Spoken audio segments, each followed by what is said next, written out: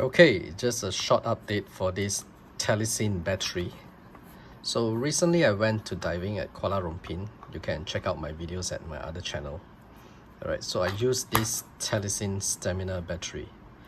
So it was 3 dives. I got around I think 76 clips, and all of my clips are recorded in 4K 120 frames per second. So that's usually my underwater dive settings. When I go for diving, usually I use that settings.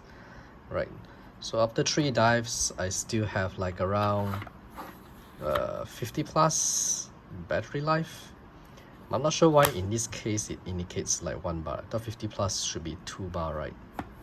So not sure why it shows low battery 1 bar, but I think it's pretty good, right? For one whole day I don't need to change battery. I did bring this whole thing onto the boat as well, just in case.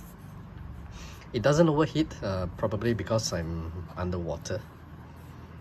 Yeah, but 4K 120 frames per second, 76 clips in total. Usually my clips, I don't dive and then start recording all the way. I don't do that. It's usually when I see something interesting, and that's only when I press the record button. Usually my clips are around minimum 10 seconds to 30. If I find something very interesting, it can go up to 1 minute or 2, right? So total of 76 clips. I mean, you do the calculations, plus minus, yeah, it's good. Not that bad for a third-party battery pack. This Telesin Stamina for my GoPro Hero 10. Yeah, overall I'm happy with this. I'm impressed as well. So yeah, this is the short update for this Telesin battery pack.